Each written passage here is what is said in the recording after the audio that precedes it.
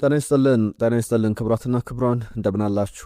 ስፖርታዊ ጉዳዮቻችን ተጀምሯል። ቤስት ስፖርት ቻናል ላይ ትገኛላችሁ። ትናንትና የተደረጉ የእንግሊዝ ፕሪሚየር ሊግ ጨዋታዎች ማንቸስተር ሲቲ ሆርሊንግ ብራውት ሃላንድን ባይዝም በጣም በጠባቡ ውጤት ተመችቶትም ባይሆን ሊድስ ዩናይትድን ከሜዳው ውጪ በኤለን ሮድ 1-0 አሸንፏል። ሌሎችም ጨዋታዎች ነበሩ። አስገራሚ ቁጥሮችን የተመለከትንባቸው መርሃ ግብሮች ነበሩ። ሊቨርፑል አሸንፏል። ሌላኛው ጨዋታ ነበረ ዶርትመንድ ከሙኒክ ያደረጉት ጨዋታ ሲጠበቅ እንደነበረ ተመልክተናል። የክርስቲያኖ ሮናልዶ የትናንትና ያላሰር ጨዋታም በጣም የሚያነጋግሩ ነገሮች ነበሩት። ስለዚህ ጨዋታም ጥቂት ነጥቦችን እናነሳለን። በርከት ያሉ ጨዋታዎች ናቸው ትናንትና የተደረጉት። ዛሬ ደግሞ ወሳኞቹ ጨዋታዎች ይደረጋሉ። ለማንቸስተር ዩናይትድ ከክሪስታል ፓላስ በጣም አስፈላጊ ጨዋታ ነው። ለአርሰናል ከቼልሲ የሚያደርጉት ጨዋታ ዛሬ ይጠበቃሉ። ስለ ጨዋታዎቹ ባለፉት ቀናት የሚያነሳናቸው ጉዳዮች አሉ። ነገር ግን ዛሬ ያልተሰሙ አዳዲስ ጉዳዮችን ብቻ እየነገርናችሁ ምንቆይንም የሆኑ ሌሎች አጫጭር ጉዳዮችንም ይዘናል። የክለቦቻችሁ በተለይ ደግሞ ከአርሰናል ከማንቸስተር ዩናይትድ ከማንቸስተር ሲቲ ጋር የዝውውር ዜናዎች ጋር በተያዘ የሚነሱ ሀሳቦች አሉ። ትናንትና ስለ ረመዳን ጾም እንዲሁም ደግሞ ስለ ተጫዋቾች ጨዋታ ተቋርጦ የማፍጠር ነገር ሲነሳ ውዝግቦች ተፈጥሯል። ለዚህ አሰልጣኝ ፔፕ ጋርዲዮላ የሰጠው አስተያየት አለ። ፔፕ ጋርዲዮላ አሁን በብዙሃኑ ዘንድ በጣም ተወዳጅ እየሆነ የመጣ አይነት አሰልጣኝ ነው። ምክንያቱም በሜዳ ላይ ባለው ነገር ሳይሆን ከሜዳ ውጪ በሚሰጣቸው ስለ ጋዛ በተለይም በዓለም አቀፍ ደረጃ ስላሉ ሰብአዊ ቀውሶች ብዙ ሀሳቦችን ይሰጣልና ትናንትናም ሊድስ ዩናይትድ ከማንቸስተር ሲቲ በነበረው ጨዋታ ላይ ያንን ተመልክተናል። ዝላታን ኢብራሂሞቪች ስለ ማንቸስተር ዩናይትድ የሰጠው አስተያየት አለ። ከዛ ውጪ የሮበርቶ ማርቲኔዝ ጉዳይ ወደ ማንቸስተር ዩናይትድ እየተባለ ይገኛል። ምንድነው የዲዘርቢም ጉዳይ ምን አዲስ ነገር አለበት የሚለውንም እየነገርናችሁ እንቆያለን። በእግር ኳሱ አዳዲስ ህጎችም ሊወጡ ይችላሉ። በቫር በኩል አተገባበሮች እንዲሁም ደግሞ ከተጫዋቾች ጋር በተያዘ የሚኖሩ ሰዓትን ለመግደል የሚደረጉ ሂደቶችን ለማስቀረት ጥረቶች እየተደረጉ ይገኛሉ። በመጪው ክረምት ይተገበራል የተባለ አዲስ ህግ አለ። እሱንም እንነግራችኋለን። በርከት ያሉ ጉዳዮችን ይዘናል። የእናንተን ግምቶች እንቀበላለን። ትናንትናም በርከት ያሉ አድማጮች ተሳትፎ አድርጋችኋል። በአርሰናል በቼልሲ ጨዋታ፣ በማንቸስተር ዩናይትድ ጨዋታ እንዲሁም ትናንትና ሲቲ ባደረገው ጨዋታ ላይ ብዙ ሀሳቦች መጥተውልናል። መለስ ብለን ሁሉንም የእናንተ ሀሳቦች እንመለከታለን። አስቀድመን የምንጀምረው ትናንትና ከነበረው የሊቨርፑል ጨዋታ ነው። ሊቨርፑል አስቀድሞ ነበር ጨዋታውን ያደረገው 12 ሰዓት ላይ በነበረው ጨዋታ 5-2 በሆነ ውጤት አሸንፏል። አስቀድሞ ኡጎ ኤኪቲኬ ባለፉት ተከታታይ ጨዋታዎች ላይ ግብ እያስቆጠረ አልነበረም። የተጫዋች በተለይ አጀማመሩ ጥሩ ነው። አሁን የደረሰበት የግብ እንዲሁም አሲስቶችን የማስመዝገብ ቁጥር በጣም ጥሩ የሚባል ነውና ትናንትናም ከረጅም ሳምንታት በኋላ ወደ ግብ አስቆጣሪነት እየተመለሰበት ነበር። አንዳንዶቹን ጨዋታዎች ማንሳት እንችላለን። ኡጎ ኤኪቲኬ ከሊቨርፑል ቡድን ጋር ከሌሎች ተጫዋቾች በበለጠ ቶሎ የተዋደ ነው ተብሎ ቢነገርለትም በትክክል ያንን ያሳየ ተጫዋች እንደሆነ ማንሳት ይቻላል። ትናንትና ግብ አስቆጥሮ 2 አሲስቶችን አስመዝግቧል። ከዛ በፊት ግን በነበሩ የሊቨርፑል ጨዋታዎች ከማንቸስተር ሲቲ ጋር ማንቸስተር ሲቲ ሊቨርፑልን 2-1 ሲያሸንፍ፣ ከሊቨርፑል ጋር ሊቨርፑል 1-0 ያሸነፈበት፣ ከብራይተን ጋር ሊቨርፑል 3-0 ሲያሸንፍ፣ እንዲሁም ፎረስትን ሲገጥሙ ግብ አላስቆጠረም ነበር። ለመጨረሻ ጊዜ ኒውካስል ዩናይትድን 4-1 ሊቨርፑል ሲያሸንፍ 2 ግቦችን አስቆጥሮ ነበረ። ትናንትና ግን በ3 ግቦች ላይ ተሳትፎ አድርጓል። ኡጎ ኤኪቲኬ 5ኛው ደቂቃ ላይ ግብ አስቆጠረ። ሌሎች 2 ኳሶችን አሲስት አደረገ። ቨርጂል ቫን ዳይክ፣ አሌክሲስ ማካሊስተር፣ ኮዲ ሃክፖ ሌሎችን ግቦች ያስቆጠሩ ናቸው። ከቼልሲ ቦሰትዌል ዌስትሃምን የተቀላቀለው ዲሳሲ 82ኛው ደቂቃ ላይ ሌላኛውን ግብ ያስቆጠረ ነው። ቶማስ ሱሼክ እንዲሁም ደግሞ ካስቴላኖስ የዌስትሃም ዩናይትድን 2 ግቦች ያስቆጠሩ ተጫዋቾች ናቸው። ሊቨርፑል ወሳኝ 3 ነጥብ ይዞ ወጥቷል። ማንቸስተር ሲቲ ከሊድስ ዩናይትድ የተደረገው ጨዋታ በዚህ ጨዋታ ላይ የመጀመሪያ 45 መጠናቀቂያ ላይ ማንቸስተር ሲቲ በአንቷን ሴሜንዮ ብቸኛ ግብ ተቆጥሮ 1-0 ጨዋታውን በዛው ተጠናቋል። እንደ አጥቂ እንደ 1-9 ቁጥር በጣም በዛ ቦታ ላይ በአስፈላጊ ሰዓት ላይ የተገኘበት ነበረና የሴሜንዮ በጣም የሚገርም አጨራረስ ጨዋታውን የቀየረ ነበረ ብሎ መናገር ይቻላል። አሰልጣኝ ፔፕ ጋርዲዮላ ጋር በተያዘ 2-3 ነገሮች ይነሳሉ። በጣም አስገራሚ አነጋጋሪ አስተያየቶችን ሰጥቷል። አሰልጣኝ ፔፕ ጋርዲዮላ ምንድን ያለው? ለምሳሌ ትናንትና ከድሉ መጠናቀቅ በኋላ አንድ ስለ ተጫዋቾች ጨዋታው ቆሞ የመፍጠር ነገር አስተያየት ሰጥቷል። ሌላኛው ደግሞ በዋንጫ ፉክክሩ ላይ የሚያስቅ አይነት አስተያየት ሰጥቷል። ትናንትና ሳነሳላችሁ ነበረ ከጨዋታው አስቀድሞ ካነሳቸው ጉዳዮች መካከል በዋንጫ ፉክክሩ ላይ የመጀመሪያ ጊዜ በእንግሊዝ ፕሪሚየር ሊግ ለዋንጫ ስትፎካከር ምን ነበር ስሜቱ? ፕሬሩ እንዴት ነበር? ጫናው በምን ያክል ደረጃ ከፍ ያለ ነበር ተብሎ እንዴት አለፍከውም ተብሎ ተጠይቆ ነበር በጋዜጠኞች። ያንን ጥያቄ ያለፈበት መንገድ ግን በጣም የሚያስገርም ነው። እዚህ ጋዜጣዊ መግለጫ ላይ የተገኘው እኮ ሚካኤል አርቴታን ለመምከር አይደለም ብሎ ነበር፣ ለእሱ አድቫይዝ ለመስጠት አይደለም። ያንን ያለበት ምክንያት በጣም በሚያስገርም ሁኔታ ሚካኤል አርቴታ ለመጀመሪያ ጊዜ አይደለም ለዋንጫ እየተፎካከረ ያለው፣ ነገር ግን ለመጀመሪያ ጊዜ ሚካኤል አርቴታ ለዋንጫ እንደተፎካከረ በማስመሰል በጀርባው የሆነ አይነት ማይንድ ጌም እንዳለው መናገር ይቻላል። ትናንትና ደግሞ አሁን ይላል በጣም ኢንክሬዲብል ስቴፕ አልፈናል፣ ጥሩ ስቴፕ አልፈናል። የአውሮፓ ቻምፒየንስ ሊግ ቦታን ለመያዝ ለሚቀጥለው የውድድር ዘመን የአውሮፓ ቻምፒየንስ ሊግ ተወዳዳሪ ለመሆን ጥሩ ደረጃ ላይ እንገኛለን። የማንቸስተር ሲቲ የዘንድሮ ትልቁና በጣም ዋነኛው ታርጌት እቅዳችን በአውሮፓ ቻምፒየንስ ሊግ ላይ መፎካከር፣ ለቀጣይ ውድድር ዘመን የአውሮፓ ቻምፒየንስ ሊግ ቦታን ይዞ ማጠናቀቅ ነው ብሏል። ያ ማለት እስከ 4ኛ እስከ 5ኛ ይዘን ለማጠናቀቅ ነው የምንጫወተው የሚል በጣም የሚያስገርም የሚያስቅ አስተያየት ሰጥቷል። ነገሮችን ለማብረድ በሚመስል መንገድ ከዚህ በፊት ለምሳሌ የሌስተር የውድድር ዘመንን በእንግሊዝ ፕሪሚየር ሊግ ሌስተር 2015/16 የውድድር ዘመን ላይ ፕሪሚየር ሊጉን ሲበላ በዛን ወቅት ላይ ክላውዲዮ ራኔሪ የሚሰጡት አስተያየት ነበረ። ምክንያቱም ሌስተር ላለመውረድ የሚጫወት በዋንጫ ፉክክር ላይ ደግሞ አይተነው ማናቅ ድንገት የማያውቀው ምድር ላይ እንደተገኘ አይነት ቡድን አይነት ይቆጠር ነበርና በወቅቱ በእንግሊዝ ፕሪሚየር ሊግ አሁንም ድረስ ቡድኖች 40 ነጥብ ከሰበሰቡ በሊጉ ላይ መቆየታቸውን ከፕሪሚየር ሊጉ አለመውረዳቸውን ማረጋገጥ ይችላሉ የሚል ቁጥራዊ ስሌቶች አሉ። 40 ነጥብ ማክሲመም አንድ ቡድን በሊጉ ላይ ለመቆየት የሚያስፈልገው ነጥብ ነው ተብሎ ይታመናል። ቫሪ ያደርጋል ብዙ ጊዜ 40 ነጥብን ሳይዙ በጣም የሚያጠናቅቁ በፕሪሚየር ሊጉ ላይ የሚቆዩ ቡድኖች አሉ። ነገር ግን አስተማማኙ ነጥብ 40 ነው ተብሎ ይነገራል። ከዚህ ጋር በተያያዘ በሌስተር የውድድር ዘመን ላይ ክላውዲዮ ራኔሪ 40 ነጥብ ይዘው 41ኛ ነጥባቸውን ሲያገኙ ሊጉን እየመሩ በነበረበት ሰዓት ላይ አሁን ሌስተር እንግዲህ ከመውረድ ተርፏል ብለው አስገራሚ አስተያየት ሲሰጡ ነበር። የፔፕ አስተያየት ከዛ ጋር የሚቀራረብ ይመስላል። ሌላኛው የፔፕ አስተያየት ትናንትና 11ኛው ደቂቃ ላይ እንግዲህ የአፍጠር ሰዓት ደረሰና እንደሚታወቀው የረመዳን ጾም እየተጾመ ይገኛል በሙስሊሙ ማህበረሰብ ዘንድና ከዚህ ጋር በተያዘ በሮመዳን ጾም በእንግሊዝ ፕሪሚየር ሊግ የሚተገበር አንድ ህግ አለ። ከሰሞኑ አንድ የፈረንሳይ ሊጋ ላይ አንድ ግብ ጠባቂ በጣም አነጋጋሪ ነገር አድርጎ ነበር።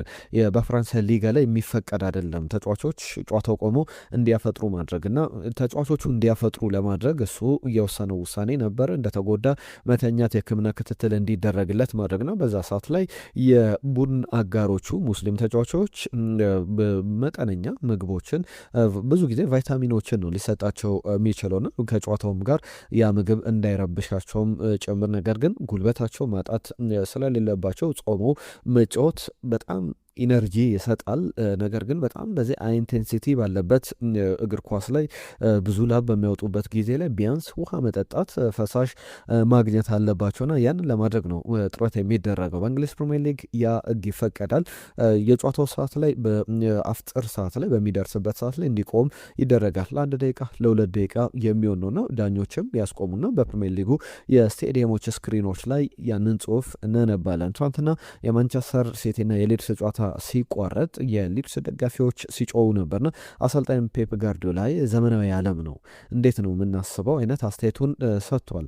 በዓለም ላይ አሁን እየተፈጠሩ ያሉ ነገሮች ለምሳሌ ሃይማኖቶችን ማክበር፣ ልዩነቶችን ማክበር በዚህ ደረጃ ላይ የሁሉም ነገር የዓለም መነጋገሪያ አጀንዳ ነው ይላል። ፕሪሚየር ሊጉ ለሁለት ደቂቃ ለአንድ ደቂቃ ኳሱ እንዲቆም አዟል። ስለዚህ እኛም ተጫዋቾቻችን እንዲያፈጥሩ ወይም እንዲመገቡ ትንንሽ ቫይታሚኖች እንዲያገኙ ነው የምናደርገው። ሪያን ሸርኪ፣ ሪያን አይንት ኑሪ ነበሩ ትናንትና። ፔፕ ጋርዲዮላም ስማቸውን የጠቀሳቸው ተጫዋቾች ናቸውና እነሱ ቀኑ ሙሉ ምግብ አልተመገቡም። ስለዚህ መመገብ ነበረባቸው። ያንን ትንሽ ቫይታሚኖችን እንዲያገኙ ለማድረግ ነበርና ምንድን ነው ችግር ውስጥ ብሎ ለሊድስ ዩናይትድ ደጋፊዎች ቀጥታ መልእክቱን ያስተላለፈበት ነበር። በማንቸስተር ሲቲ ትናንትና ኦማር ማርሙሽ የመጀመሪያ ያስተላለፉት ነበር። ሪያን ሸርኪ፣ ሪያን አይንት ኑሪ እነዚህ የማንቸስተር ሲቲ ሙስሊም ተጫዋቾች ናቸው በመጀመሪያ አሰላለፍ ላይ የነበሩ። ከዛ ተጨማሪ ግን ሌላው ከኦማር ማርሙሽ በተጨማሪ ኩሳኖቭም ነበረ በተቀያሪ ወንበር ላይ እና እነዚህ ተጫዋቾችን አሰልጣኝ ፔፕ ጋርዲዮላ ድጋፉን የገለጸበት ነበረ። ለሁሉም አስፈላጊውን 3 ነጥብ ማንቸስተር ሲቲ ይዞታል። የፔፕን ሀሳብ እንዴት አያችሁት? እስቲ መልእክቶቻችሁን ጻፉልን። ማንቸስተር ሲቲ አስፈላጊ 3 ነጥብ ይዞታል። ከአርሰናል ጋር አሁን ያለ ነጥብ ልዩነት የ2 ብቻ ሆኗል። አርሰናል ዛሬ ደግሞ ከቸልሲ ጋር ይጫወታል። እነዚህ በአርሰናልና በማንቸስተር ሲቲ እንዲሁም ደግሞ ትናንትና የፕሪሚየር ሊግ ጨዋታዎች ላይ የሚነሱ መርሃ ግብሮች ናቸው። ሌሎችም ሊጎች ላይ የነበሩ ጨዋታዎች አሉ። ኢንተር ለምሳሌ ዤኖን 2-0 አሸንፏል። ከቻምፒየንስ ሊግ እንደ ውርደት ነው የሚቆጠረው በቻምፒየንስ ሊግ የወጣበት መንገድ ከውድድሩ። ትናንትና ግን በሴሪያው ላይ ዳግም ማሸነፍ ችሏል። አትሌቲኮ ማድሪድ በስፔን ላሊጋ ላይ አልቫሬዝ 94ኛው ደቂቃ ላይ ባስቆጠራት ግብ 1-0 በሆነ ውጤት ማሸነፍ ችሏል።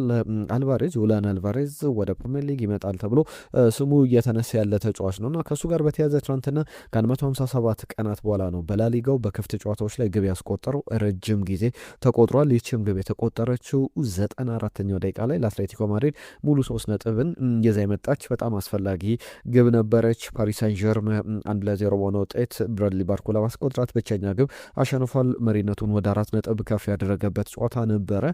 ሎንስ በጣም በቅርብ እየተፎካከረው ነበር። በስፔን ላሊጋ ባርሰሎና 4-1 በሆነ ውጤት አሸንፏል። ላሚን ያማል የመጀመሪያ የተጫዋችነት ሃትሪኩን አስመዝግቧል። ሮበርት ሌቫንዶቭስኪ ሌላውን ግብ አስቆጥሯል። በማንቸስተር ዩናይትድ በጥብቅ የሚፈልገው ጉዌ በአፍሪካ ዋንጫ ፍጻሜ ላይም ግብ አስቆጥሯል። ትናንትና ባለቀ ሰዓትም ቢሆን የ49ኛው ደቂቃ ላይ መጀመሪያው አጋማሽ ከተጠናቀቀ ነው። ሁለተኛው አጋማሽ መጀመሪያ ላይ 49ኛው ደቂቃ ላይ ፓፓጉዌ አስቆጥራት ግብ ነበረች። ለሁሉም ባርሰሎናም አሸንፏል። አልናስር ያደረገው ጨዋታ ነበረ።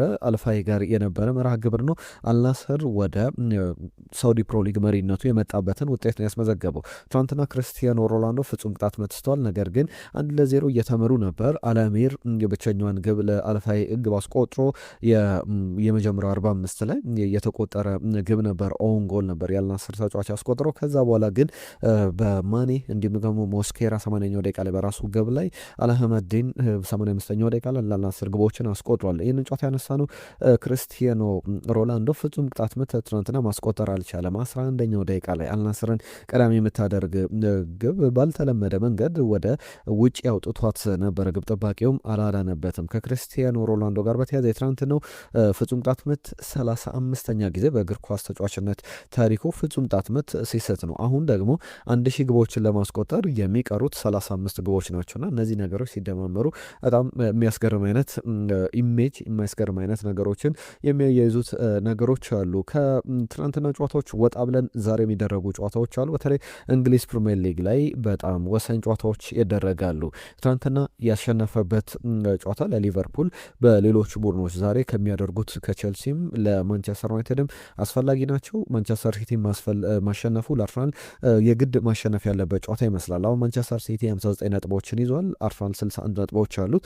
አስቶን ቪላ 50 ነጥቦችን ይዟልና አሁን ማንቸስተር ዩናይትድ ካሸነፈ አስቶን ቪላን በግብ ክፍያ በልጦ መቀመጥ ይችላል። አሁን ብቻ የሶስት የግብ ክፍያ ልዩነት አለው። ማንቸስተር ዩናይትድ ሲያሸንፍ 50 ነጥቦችንና የሚያስቆጥራቸው የግብ መጠንም ከፍ ያደርጋል። ከ3 የተሻለ የግብ ብልጫ ይኖረዋል ከአስቶን ቪላ ጋር ማለት ነው። ሊቨርፑል 48 ነጥቦችን ይዟል። ማንቸስተር ዩናይትድ የያዘውን 48 ነጥብ ማለት ነው። ቸልሲ ደግሞ 45 ነጥቦች ላይ ይገኛል። ከአርሰናል ጋር ይጫወታል። ለሌሎቹ ቡድኖች ለማንቸስተር ዩናይትድም ለሊቨርፑልም አርሰናል የሚያሸንፍ ከሆነ እንደ ጥሩ አድቫንቴጅ የሚታይ ነው። ነገር ግን የማንቸስተር ዩናይትድ ደጋፊዎች ስ አርሰናል ዛሬ ቸልሲን ቢያሸንፍ ይሻላል ወይስ ደግሞ ቸልሲ አርሰናልን አሸንፎ ከማንቸስተር ዩናይትድ ጋር እግር በእግር መከታተል በዛ ርቀት ላይ መሄድ ይገባዋል ብላችሁ ታስባላችሁ? መልእክቶቻችሁን እየጻፋችሁልን አሁንም አብራችሁን ቆዩ። ዛሬ ከሚደረገው ጨዋታ ውጭ ግን ትናንትናም ከሰሞኑ ስለ ጨዋታዎቹ ብዙ ሀሳቦች አንስተናል። አሰልጣኝ ማይክል ካሪክ እየገነባ ያለው ዳይነስቲ ማንቸስተር ዩናይትድን በጣም ፍጹም ቀይሮታል። በጣም አስፈላጊ ጨዋታዎችን በደንብ እየተመለከተ እንገኛለን እና በዚህ ርቀት ላይ የተሻሻለውን ቡድን እየተመለከተን እንገኛለን ከማንቸስተር ዩናይትድ ጋር በተያዘና በዚህ በማይክል ካሪክ ቡድን ውስጥ ደግሞ የሚኖሩ መሻሻሎች በየጊዜው ቡድኑን በአቅም ደረጃ በተለይ ቻምፒየንስ ሊግን እግር ኳስ ይዞ ደረጃን ይዞ የሚያጠናቅቅ ከሆነ ለማንቸስተር ዩናይትድ ዘንድሮ ከምንም በላይ በተለይ የአውሮፓ ውድድሮች ላይ አለመኖሩ በደንብ ቡድኑ ጉልበት ቆጥቦ በአንድ ውድድር ላይ ትኩረት አድርጎ እንዲወዳደር አድርጎታል ነው። የቻምፒየንስ ሊግ እድል ይዞ ለማጠናቀቅ አሁን በወቅታ ሱፐር ኮምፒውተሮች ግምትም ሰፊ ግምት እየተሰጠው ይገኛል። ሁሉም የማንቸስተር ዩናይትድ ከክሪስታል ፓላስ ጨዋታ በማንቸስተር ዩናይትድ በኦልትራፎርድ ሜዳ የሚደረግ ነው። የመጀመሪያውን ዙር ጨዋታ ታስታውሱታላችሁ። ማንቸስተር ዩናይትድ በአስገራሚ ሁኔታ ያሸነፈበት ጨዋታ ነበረ። ያንን ጨዋታ 2-1 ነበረ ሴልኸርስት ፓርክ ላይ ያሸነፈው ሜሰን ማውንት ጆሹዋ ዘርኬዝ ግቦችን ያስቆጥሯል። ሜሰን ማውንት በቅጣት ምት ያስቆጥራት ግብ ሳይጠበቅ ብሩኖ ፈርናንዴዝ እና ሁለቱም በጣም ጥሩ ጥምረት የፈጠሩበት ነበረ። ማቴታ በፍጹም ቅጣት ምት ግብ አስቆጥሮ ማንቸስተር ዩናይትድ ሲመራ ነበር። በሁለተኛው አጋማሽ ግን ጨዋታውን እንግዲህ ኦቨርተርን አድርጎ ያሸነፈበት በጣም አስፈላጊ መርሃ ግብር ነበረ። ሌላኛውን ጨዋታ እናንሳ። ከአርሰናል ጋር በተያዘ ትናንትና ያነሳነው ጉዳይ አለ። ከትናንትና በስቲያ ሚኬል አርቴታ ጋዜጣዊ መግለጫ ሲሰጥ ከቨርስ ይሰለፋል አይሰለፍም በሚለው ጉዳይ ላይ ከቨርስ ከጉዳቱ አገግሟል፣ ለጨዋታውም ዝግጁ ነው የሚለውን አላረጋገጠም ነበር። ነገ ልምዳለን ሲል ነበረ። አንድ ኦፍ አርሰናል የሚባል አንድ ቻናል አለ። በዚህ ቻናል ላይ ከቨርስ ከጉዳቱ አገግሞ ለጨዋታው ዝግጁ ነው የሚል ነገር ተመልክተናል። ልምዶች ላይም በድብቅ የተቀርጾ የወጡ ምስሎችን ተመልክተናል። ትናንትና አርሰናል ልምድ ሲሰራ ከቨርስን ከአርሰናል ዋናው ቡድን ጋር ተመልክተናል። ለአርሰናል መልካም ዜና ይመስላል። አርሰናልና ቼልሲ በቅርብ ጊዜ በጣም ትልቅ ሚስማች ያለበት ጨዋታ ነው ብሎ መናገር ይቻላል። እስቲ የቼልሲ ደጋፊዎች የአርሰናልን የቅርብ ጊዜ የበላይነት በቼልሲ ላይ እንዴት ታዩታላችሁ? ዛሬስ ያ የበላይነት ይቀጥላል? ጨዋታው ስለስንት ይጠናቀቃል? እየጻፋችሁልን ግምቶቻችሁን አብራችሁን ቆዩ። ሱፐር ኮምፒውተሮች የወቅታ 62.8 በመቶ አርሰናል ጨዋታውን የማሸነፍ እድል አለው። በሜዳውም ጨዋታውን እንደማድረጉ ቼልሲ ደግሞ 17.4 በመቶ ጨዋታውን የማሸነፍ እድል አለው። ባለፉት 8 የፕሪሚየር ሊግ ጨዋታዎች በሁሉም ስቴዲየሞች ላይ በአርሰናልም በስታንፈርድ ብሪጅም የነበሩ ጨዋታዎችን ብንመለከት በአርሰናል የበላይነት 5ቱን አሸንፏል፣ በ3ቷቸው ወጥተዋል። ዘንድሮ ብቻ 3 ተገናኝተዋል፣ 2ቱን አርሰናል አሸንፏል፣ አንዱን ባቻ ውጤት ያጠናቀቁበት ነው። 2ቱ በካራባኦ ካፕ የሰሚ ፋይናል ጨዋታዎች ላይ የተገናኙበት ነው። ከለንደን ክለቦች ጋር ደግሞ አርሰናል የበላይነት አለው። ባለፉት 25 ጨዋታዎች አንድ ጊዜ ብቻ ነው የተሸነፈው፣ እሱም በዌስትሃም ዩናይትድ። ሌሎቹን 18 ጨዋታዎች አሸንፏል፣ 6ቱን ባቻ ውጤት ነው ያጠናቀቀው። ከቼልሲ ጋር በተያዘ አንድ የቼልሲ ተጫዋች በኤምሬትስ ስቴዲየም ግብ ያስቆጠረው አሁን የቼልሲ ተጫዋቾች አሁን እየተጫወቱ ካሉ ማለት ነው ሪስ ጀምስ ነው። ከ5 ዓመታት በፊት ነው እና አሁን በዚህ በቼልሲ ስኳድ ውስጥ ካሉ ተጫዋቾች መካከል ሪስ ጀምስ ከጉዳቱ አገግሟል። ኤምሬትስ ላይ ግብ ካስቆጠሩ ተጫዋቾች መካከል አሁን ለምሳሌ ኮል ፓልመርን ብንጠራ ኤምሬትስ ላይ ግብ አላስቆጠረም። ሌሎችንም ተጫዋቾች ብትጠሩ ኔቶን መጥራት ትችላላችሁ። ሌሎችም በቼልሲ ለሞይሰስ ካይሴዶ፣ ኤንዞ ፈርናንዴዝንም ብትጠቅሱ ብዙ ጊዜ ከቆዩ ተጫዋቾች መካከል ነው። ብዙ አሁን ካሉ የክረንት ስኳዱ አባላት መካከል እና 2022/23 የውድድር ዘመን 2024/25 ድረስ 2025/26ም ጭምር ባለፉት 4 የውድድር ዘመናት አንድም ተጫዋች በኤምሬትስ ስቴዲየም ግብ አላስቆጠረም። ዘንድሮስ ያ ነገር ይቀየራል የሚለው የሚጠበቅ ነው። በአርሰናል የዋንጫ ጉዞ ላይ በጣም አስፈላጊ ጨዋታ ነው ስንል ነበረ። ጨዋታና አርሰናል ይህንን ጨዋታ በኤምሬትስ ያደርጋል። በሚቀጥሉት 7 የፕሪሚየር ሊግ ጨዋታዎች ውስጥ 5ቱን በኤምሬትስ ነው የሚያደርገው ከቼልሲ ጋር የዛሬውን ጨዋታ። ከዛ ውጪ ኤቨርተን፣ ቦርመዝ፣ ኒውካስል ዩናይትድ፣ ፉላም የአሜክስ ስቴዲየም ከብራይተን ጋር እንዲሁም ደግሞ የማንቸስተር ሲቲ የኤታድ ስቴዲየም ብቻ ነው በሚቀጥሉ 7 ጨዋታዎች ላይ ከኤምሬትስ ጨዋታ ውጪ ሌሎች ስቴዲየሞች ላይ ጨዋታዎች የሚደረጉት። ከፕሪሚየር ሊግ ጋር በተያያዘ ትናንትና ማንቸስተር ሲቲ ሲያሸንፍ አንቶine ሴሜንዮ ወሳኙን ሚና ተወጥቷል ስል ነበር። በ11 ጨዋታዎች 6 ጎሎችን አስቆጥሯል፣ 2 አሲስት አድርጓልና በጥር የዝውውር መስኮት የሱ መፈረም በተለይ ሃላንድ ትናንትና ጉዳት ላይ ነበረ፣ የሱን አለመኖርም በደንብ እየሸፈነ ነበርና በጣም በዋንጫ ጉዞ ላይ አስፈላጊ ተጫዋች ነው ብሎ መናገር ይቻላል። ሌሎች ጉዳዮችን እናንሳ። ከዝውውር ዜናዎች ጋር በተያያዘ የሚነሱ ሀሳቦች አሉ። በየክለቦቻቸው አንዳንድ ጉዳዮችን እናንሳና ወደ እናንተ ሀሳቦችም እናመራለን። ከአርሰናልና ከማንቸስተር ዩናይትድ ጋር በተያያዘ ከማንቸስተር ሲቲ ጋርም በተያያዘ የሚነሱ ነጥቦች አሉ። ማንቸስተር ሲቲና የማንቸስተር ዩናይትድን በአንድ ተጫዋች ላይ ፉክክር አለ። ነገር ግን ከዛ አስቀድሜ የአሰልጣኝ ማይክል ካሪክን ጉዳይ ላንሳ። ሮቤርቶ ማርቲኔዝ አዲሱ አሰልጣኝ ሊሆኑ ይችላሉ የማንቸስተር ዩናይትድ የሚል ስም ዝርዝሮች ውስጥ ስማቸው ተካቷል። የቀድሞ የዊጋን አትሌቲክ የቤልጅየም ብሔራዊ ቡድን አሁን ደግሞ የፖርቹጋል ብሔራዊ ቡድን አሰልጣኝ ናቸው። ሮቤርቶ ማርቲኔዝ በስፔናዊነታቸው በተጨማሪ በእንግሊዝ ፕሪሚየር ሊግ በጣም ዊጋን በወረደበት ዓመት ኤፍ ኤ ካፑን አሸንፎ አስገራሚ ታሪክን ያስመዘገቡ ናቸውና የዲዘርቢም ጉዳይ ይነሳል። እኛ አሰልጣኝ ስማቸው መነሳቱ በጣም የሚያስገርም ነው። የሮቤርቶ ማርቲኔዝ ሳይጠበቅ ማንቸስተር ዩናይትድ ካንዲዴት ካደረጋቸው እጩ ካደረጋቸው ባለሙያዎች መካከል አንዱ ናቸው። ሮቤርቶ ዲዘርቢ ደግሞ ሰሜን ለንደንን ምርጫቸው ሊያደርጉ ይችላሉ። ማንቸስተር ዩናይትድም ቶትናምም በክረምቱ የሚደውሉ ከሆነ የሚጠይቁም ከሆነ ለቶትናም አሰልጣኝነትም ለማንቸስተር ዩናይትድም ምርጫቸው የቶትናም አሰልጣኝ ሊሆኑ ይችላሉ ተብሏል። እስቲ የማንቸስተር ዩናይትድ አሰልጣኝ ሁለቱ ብቻ በአማራጭነት ቢቀርቡ ሮቤርቶ ማርቲኔዝ እና ሮቤርቶ ዲዘርቢ የትኛውን ትመርጣላችሁ? አንደኛው ጣሊያናዊ ነው፣ አንደኛው ስፔናዊ ነው። እነዚህ ጉዳዮች ይነሳሉ። ዝላታን ኢብራሂሞቪችን በተመለከተ በማንቸስተር ዩናይትድ ስላለው ጉዳይ ያነሳል። ማንቸስተር ዩናይትድ እንግዲህ መቀላቀል የፈለኩት ማንቸስተር ዩናይትድ ትልቅ ክለብ ስለነበር በተለይ በሰር አሌክስ ፈርጉሰን ዘመን በዓለም አቀፍ ደረጃ ግሎባል ፋን ቤዝ ያለው ተጽዕኖ ትልቅ ነውና የዚህን ክለብ መቀላቀል ፍላጎቴ ነበረ። ለዛም ነው ምርጫ ያደረግኩት። በዓለማችን ትልቅ ክለቦች መካከል ቀዳሚ ነው ማንቸስተር ዩናይትድ፣ ቀዳሚውም ነው መሆን ያለበት የሚል ሀሳቡን ሰጥቷልና ለዛም ነው ለማንቸስተር ዩናይትድ ሪስፔክት ያለኝ የሚል ሀሳቡን ያነሳል። ከከርቲስ ጆንስ ጋር ከዛ አስቀድሜ የኤልያት አንደርሰንን ጉዳይ ላንሳ።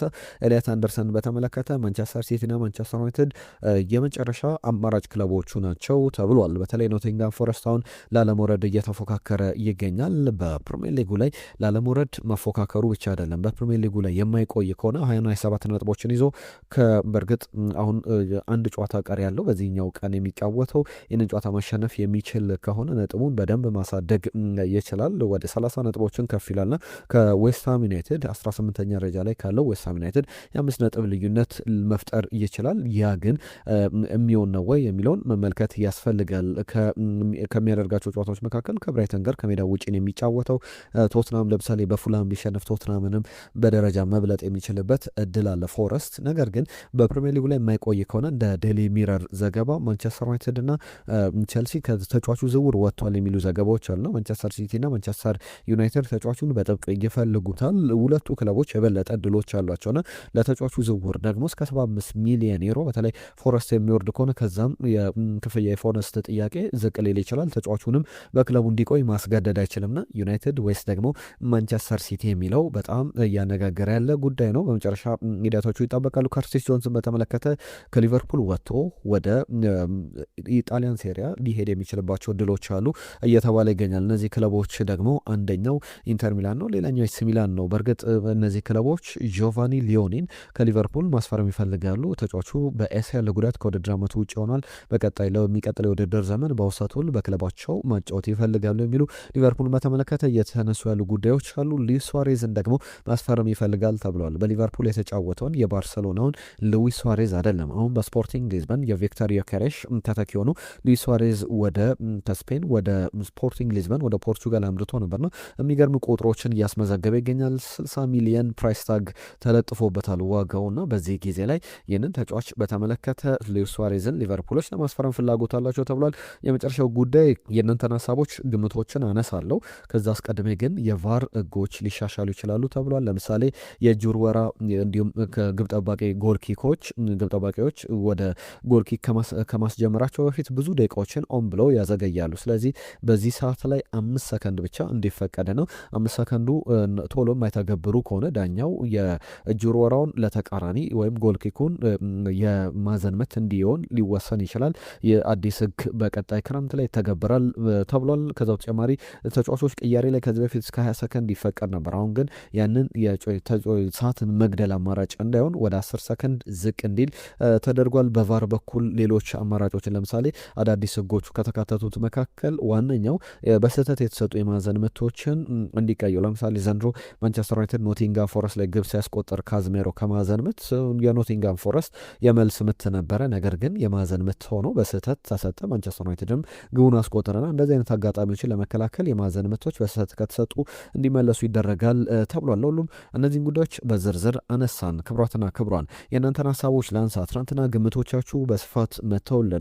አህመድ መሐመድ ከጅቡቲ ማንቸስተር ዩናይትድ ክሪስታል ፓላስን 3-1 በሆነ ውጤት ያሸንፋል ብሎናል። እጅጉ ከሆሳዕና አርሰናል 3-0 ጨዋታውን ጨዋታውን ያጠናቅቃል ብሎናል። መልካሙ ከነቀምት አርሰናል 2-0 ያሸንፋል ብሎናል። ስማችሁን እየጻፋችሁ መልእክቶቻችሁን ስለጻፋችሁልን ሁላችሁንም ከልብ እናመሰግናለን። እንደዚህ አይነት ነገሮች ለእኛም መረጃዎቻችሁን ሀሳቦቻችሁን ለማቅረብ ይመቸናል።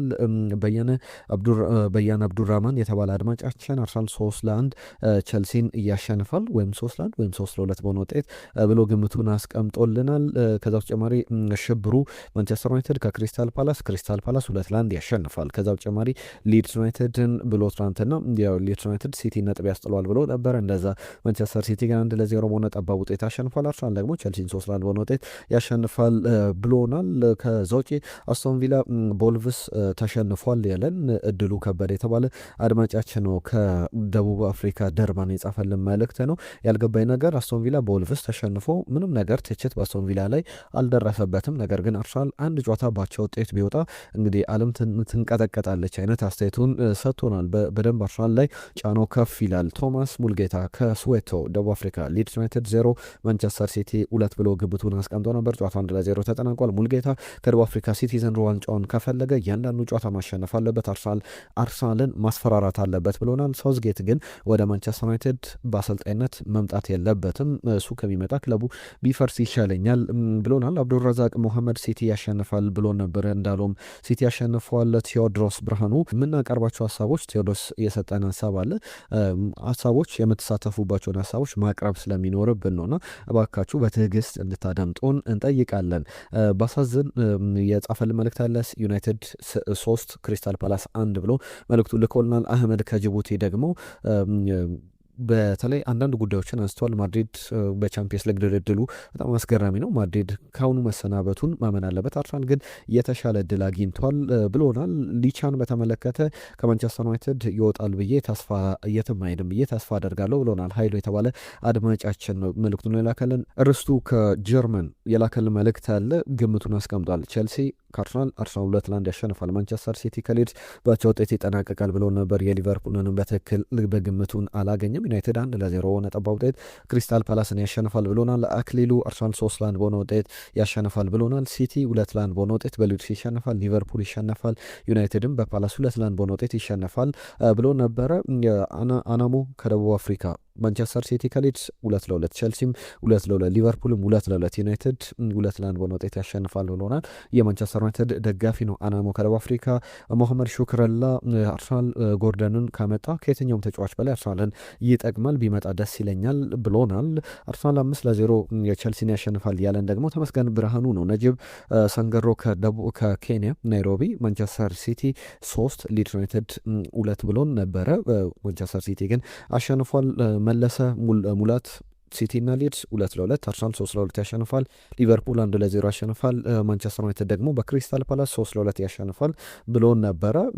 ኢድሪስ ደግሞ ማንቸስተር ሲቲ 2-0 በሆነ ውጤት ያሸንፋል ብሎ ግምቱን ልኮልን ነበር። 1-0 ነው የተጠናቀቀው። ሊቨርፑልን በትክክል አላገኘም። ከዛም ውጪ ሌሎችም እነትንሳይ የላኩት መልእክት አለ።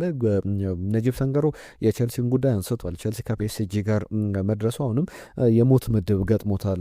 ከባድ ጨዋታ ነው። አርሰናል ቀላል ነው የገጠመው ቡድን በቻምፒየንስ ሊግ ላይ ያለውን ሀሳብ ነው ያካፈለን። ትንሳኤ የአርሰናል ሲዝን ነው በጣም ዊኬንዱን በጣም ጥሩ የሆነው ያልፋል ብዬ አስባለሁ ብሎናል። አርሰናል 4-0 ያሸንፋል። ማንቸስተር ዩናይትድ በካሪክ ስር የመጀመሪያ ሽንፈቱን ያጋጥመዋል ብሎናል። ዋላቭ የተባለ አድማጫችን ግሎሪ ማንቸስተር ዩናይትድ ብሎናል። ቢኒያም ነኝ ከባቲ ያለን አድማጫችን ደግሞ የሳምንቱ ግምቶች ሲቲ 3-1፣ ቼልሲ 1-1 ከአርሰናል፣ ሊቨርፑል 1-1 ከዌስትሃም፣ ማንቸስተር ዩናይትድ ደግሞ ክሪስታል ፓላስን 3-1 በሆነ ውጤት ያሸንፋል ብሎ ነበረ። ጄምስ ከልብ እናመሰግናለን ስለ ጻፍክል መልእክት። ሁላችሁንም ስለተሳትፏችሁ ከልብ እናመሰግናለን። ለምትሰጡን እያንዳንዱ ሀሳብ ለሰጣችሁን ጊዜ በሙሉ እናመሰግናለን። ሀሳብ አስተያየቶቻችሁ ነገም እንጠብቃለን። የዛሬ ጨዋታዎችን ግምቶችን ላኩልን። ነገ ጠቅለል አድርገን የተሰጡ ሀሳቦችን ግምቶችን በትክክል የገምቱ አድማጮችን እናነሳለን። በርከት ያሉ ጉዳዮችን ነገርናችሁ። የዛሬን እዚህ ላይ ያበቃን። ስለሰጣችሁን ጊዜ አብራችሁን ስለነበራችሁ ከልብ እናመሰግናለን። ጤና ይስጥልን።